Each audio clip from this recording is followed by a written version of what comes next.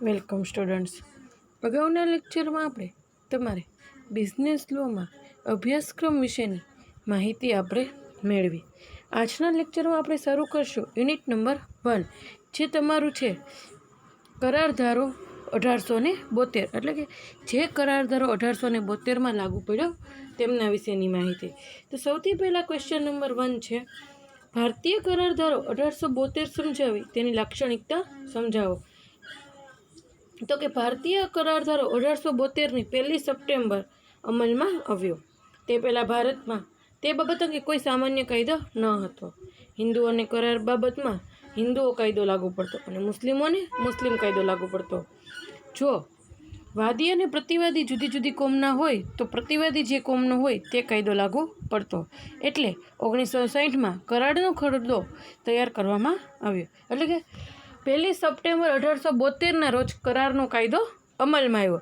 આની પહેલાં ભારતમાં કોઈ કરાર કાયદો અમલમાં નહોતો. એવું કહે છે કે જે જ્ઞાતિનો જે વ્યક્તિ હોય એ ધારો લાગુ પડતો. હિન્દુ હોય તો હિન્દુ ધારો, મુસ્લિમ હોય તો મુસ્લિમ ધારો. હવે કોઈ વાદી અને પ્રતિવાદી છે, એમાંથી જે પ્રતિવાદી હોય એ જે કોમનો હોય એ ધારો લાગુ પડતો. એટલા માટે 1960માં કરારનો ખરડો તૈયાર કરવામાં આવ્યો. ભારતનો કરાર ધારો સ્પષ્ટપણે 2 વિભાગમાં વહેંચાયેલો છે. પહેલું, કરારને લગતા સામાન્ય સિદ્ધાંતો, જે કલમ 1થી 75માં આપવામાં આવ્યા છે. આ સિદ્ધાંતો દરેક પ્રકારના કરારોને લાગુ પડે છે.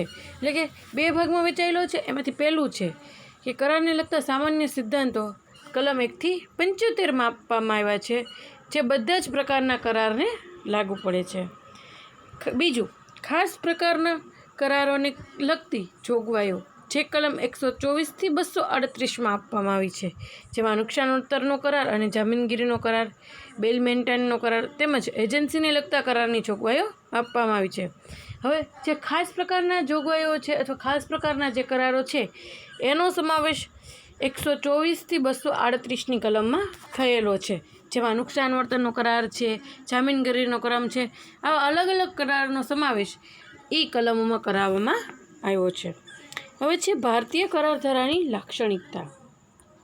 તો કે ભારતીય કરારધારાની મુખ્ય લાક્ષણિકતા એ છે કે આ કાયદો બધા જ પ્રકારના કરારોને આવરી લેતો સંપૂર્ણ કાયદો નથી. એટલે કે જે ભારતીય કરારધારો 1872માં લાગુ પડ્યો એનું મુખ્ય લક્ષણ તો એ જ છે કે આ બધા જ પ્રકારના કરારોને આવરી લેતો કાયદો નથી. કેટલાક એવા પ્રકારના કરારો છે જે અંગેના આ કાયદામાં કોઈ જોગવાઈ નથી. એટલે કે એવા ઘણા બધા કરાર છે જેની જોગવાઈ આ સામાન્ય કરારધારામાં થયેલી નથી. દાખલા તરીકે માલ વેચાણનો કરાર, સ્થાવર મિલકત ગીરો, મિલકતનું હસ્તાંતર વગેરે અંગે કાયદાઓ અલગ છે. એટલે કે તમે કોઈ પણ વસ્તુનું વેચાણ કરો તો એ વેચાણ અંગેનો જે કરાર છે, સ્થાવર મિલકતને જે તમે ગીરવે મૂકો અથવા ગીરો ઉપરનો જે કરાર છે એ કરાર અલગ છે. મિલકતનું હસ્તાંતર, એટલે કે તમારી મિલકત કોઈ તમે બીજાના નામે કરો, એટલે કે એનું શું થયું, મિલકતનું હસ્તાંતર, અથવા બીજાની કોઈ મિલકત તમે મેળવો છો તો એ જે મિલકતનું હસ્તાંતર છે, આ બધા કાયદાઓ માટે આ બધી બાબતો માટે અલગ અલગ કાયદા છે. એ કાયદામાં સામાન્ય કાયદાનો સમાવેશ થતો નથી.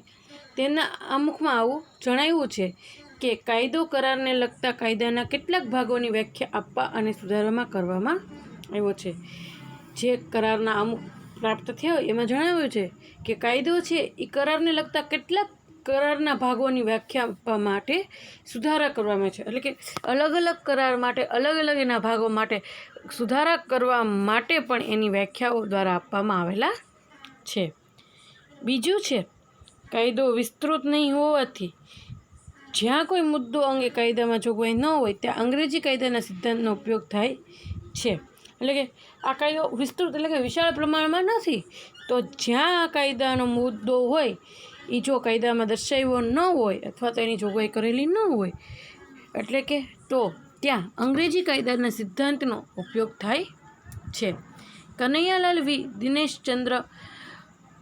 દિનેશ્વરચંદ્રની બુકમાં જણાવ્યું હતું કે જ્યારે અમુક મુદ્દા અંગે કરારધારામાં જોગવાઈ ન હોય અથવા જ્યાં દીર્ઘા હોય ત્યાં અંગ્રેજી કાયદાના નિયમોનો ઉપયોગ થઈ શકે છે. એટલે જ્યાં કાયદો વિસ્તૃત નથી, એટલે જ્યાં જે મુદ્દાનો સમાવેશ કાયદામાં નથી થયો એની માટે અંગ્રેજી કાયદાનો સિદ્ધાંત ઉપયોગ કરવો એવું કહે છે. પણ કોણે કીધું? તો કે એવું કનૈયાલાલ દિનેશ્વર ચંદ્રની બુકમાં કીધેલું છે કે જે મુદ્દા અંગે કરારધારામાં જોગવાઈ ન હોય અથવા જ્યાં દીર્ઘા એટલે કે જ્યાં આપણને એવો કોઈ પ્રશ્ન ઉપસ્થિત થતો હોય કે આમ હોઈ શકે કે આમ ન હોઈ શકે, એવી કોઈ મૂંઝવણ હોય, ત્યાં અંગ્રેજી કાયદાના નિયમનો ઉપયોગ થઈ શકે છે. આ કાયદો ધંધામાં પ્રવર્તતા રીત રિવાજો અને રૂઢિઓના માન્ય રાખે છે. એટલે કે આજે 1872માં કાયદો આવ્યો એ ધંધામાં જે પણ સામાન્ય રીત રિવાજો પ્રવર્તે છે અથવા રૂઢિઓ જે પ્રવર્તે છે એને માન્ય રાખે છે. ધંધામાંનો અમુક રિવાજ સાબિત થાય તો તે માન્ય રાખવામાં આવે છે, પરંતુ બધા ધંધાઓને કોઈ સામાન્ય રિવાજ હોય અને જો તે કરારધારાની જોગવાઈ સાથે અસંગત હોય તો અમલ થઈ શકે નહીં. એટલે કે બધા ધંધામાં જો રિવાજ હોય સામાન્ય તો અલગ વાત છે, અને જો કરારધારાની જોગવાઈમાં આ બાબત અસંગત થાય એટલે કરારધારામાં જે બાબતો દર્શાવી છે એ બાબત સાથે આ રિવાજો અથવા રૂઢિઓ અસંગત એટલે કે મેળ બેસે નહીં, એની સાથે સુમેળ સાધી ન શકે એવી કોઈ બાબત હોય તો ત્યાં આ કાયદો અમલમાં લગાવી શકાતો નથી. ને છેલ્લું લક્ષણ છે કરારધારી વ્યક્તિ સંબંધ કે અધિકાર ઉપસ્થિત કરે છે. એટલે કે કરાર દ્વારા એવો હક ઉપસ્થિત થાય છે કે જે વ્યક્તિ કે વ્યક્તિઓને બંધન કરતા છે, જ્યારે બીજા પ્રકારનો હક એ સર્વસંબંધક અધિકાર કહેવાય છે. એટલે કે કરારધારી જે વ્યક્તિ છે એ પોતે અધિકાર ઉપસ્થિત કરે છે, એટલે કે કરારી એવો હક આપે છે, એવો અધિકાર ઉપસ્થિત થાય છે કે તે વ્યક્તિ કે વ્યક્તિઓને બંધન કરતા કરે છે, જ્યારે બીજા પ્રકારનો હક એ સર્વસંબંધક અધિકાર કહેવાય. એટલે કે જ્યારે પણ કોઈ બીજા પ્રકારનો હક કે અધિકાર તમને પ્રાપ્ત થાય એ સર્વસંબંધ અધિકાર કહી શકાય છે. તે એક સમગ્ર જગત સામેનો અધિકાર છે. દાખલા તરીકે કોઈ વ્યક્તિ જમીનની માલિક છે તો એને એવો અધિકાર છે તે સમગ્ર જગત સામે જમીનનો શાંતિપૂર્ણ ભોગવટો કરી શકે. એટલે કે જો કોઈ વ્યક્તિ જમીનનો માલિક છે તો એને એવો અધિકાર છે કે જમીન સામે શાંતિપૂર્ણ એમાં અધિકાર દર્શાવી શકે છે અને કહી શકે છે આ કે આ જમીન મારી છે. આમ કરાર ધારો જે 1872માં લાગુ પડ્યો એની મુખ્યત્વે 4 લાક્ષણિકતાઓ છે જે આપણે આજના લેક્ચરમાં જોઈ. Thank you students.